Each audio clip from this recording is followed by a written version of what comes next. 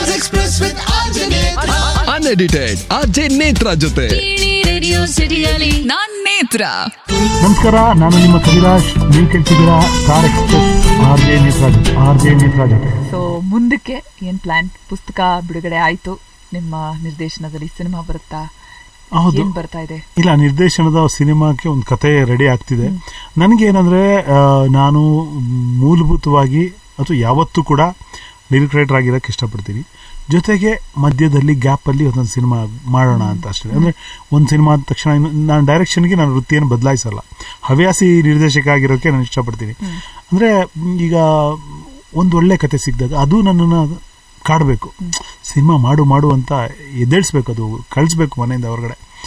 ಆಗ ನಾನು ಸಿನಿಮಾ ಮಾಡ್ತೀನಿ. ಈಗ 1-2-3 ಸ್ಕ್ರಿಪ್ಟು ಆಯ್ತು. ಈ ನಡುವೆ ಹೆಂಗಾಗತ್ತೆ ಅಂದರೆ, ಸ್ಕ್ರಿಪ್ಟ್ ಮಾಡಿದಾಗ ಫಸ್ಟ್ ಏನು ಅನ್ಸುತ್ತೆ ಅಂದರೆ, ಈ ಕತೆ ಬಂದರೆ ಮುಗೀತು, ನಂದೇ ಇನ್ನು ಸಮಾನ ಅನ್ಸ್ಬಿಡುತ್ತೆ. ಅಂದರೆ ಶುರುನಲ್ಲಿ ಬರ್ತಾ ಒಂದು ತಿಂಗಳದ್ದು ಇರುತ್ತೆ ಅದು. ಬರ್ತಾ ನಮ್ಮಲ್ಲೇ ಕ್ವಶನ್ಗಳು ಬರೋಕ್ಕೆ ಶುರು ಆಗುತ್ತೆ. ಏನಿದೆ ಇದರಲ್ಲಿ, ಬೇಕಾ? ಕೊನೆಗೆ ಅದು ಒಂದು ಮೂಲೆಯನ್ನು ಸೇರುತ್ತೆ. ಸೊ ಈ ಥರದ್ದು ಒಂದಷ್ಟು ಆಗಿದ್ದಾವೆ.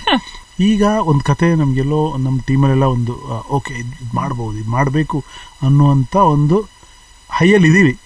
ಸೊ ಹೈ ಸ್ವಲ್ಪ ದಿನ ಕಂಟಿನ್ಯೂ ಆಗಿದೆ ಕೂಡ.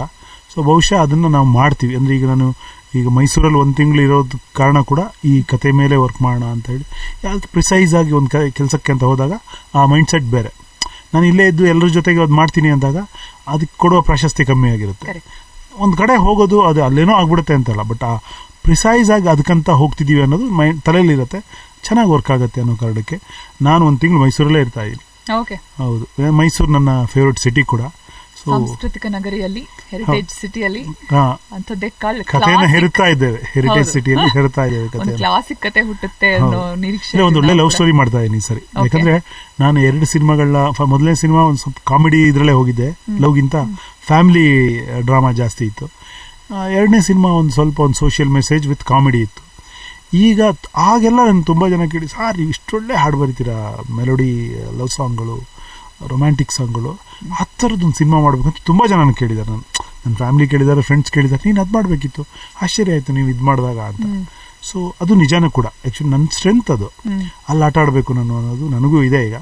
ಸೊ ಮೋಸ್ಟ್ಲಿ ಒಂದು ಒಳ್ಳೆ ಲವ್ ಸ್ಟೋರಿ ಮಾಡ್ತೀನಿ. ಸೊ ನಮ್ಮ ಕವಿಗಳಿಂದ ಒಳ್ಳೆ ಕಥೆ, ಒಳ್ಳೆ ಲವ್ ಸ್ಟೋರಿ ಬರ್ಲಿ. All the very best. Thank you so much. ನಮಸ್ಕಾರ, ನಾನು ನಿಮ್ಮ ಕವಿರಾಜ್. ನೀವು ಕೇಳ್ತಿದ್ದೀರಾ star express R J Netra ಜೊತೆ.